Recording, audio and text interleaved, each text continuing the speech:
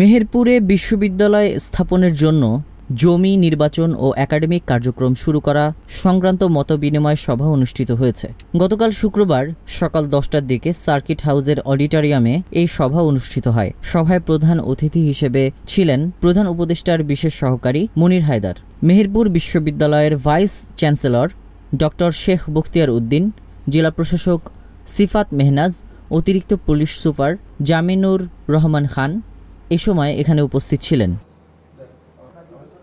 মেহেরপুর বিশ্ববিদ্যালয়ের vice chancellor doctor Sheikh Bakhtiar Uddin বলেন, ইতিমধ্যে 5টি বিভাগের অনুমোদন চেয়ে সরকারের কাছে চিঠি দেওয়া হয়েছে। বিভাগগুলো অনুমোদন পেলে আগামী শিক্ষাবর্ষ থেকে একাডেমিক কার্যক্রম শুরু করার জন্য প্রস্তুতি রয়েছে তাদের। মতবিনিময় সভায় জেলা প্রশাসনের উচ্চ পর্যায়ের কর্মকর্তারা উপস্থিত ছিলেন।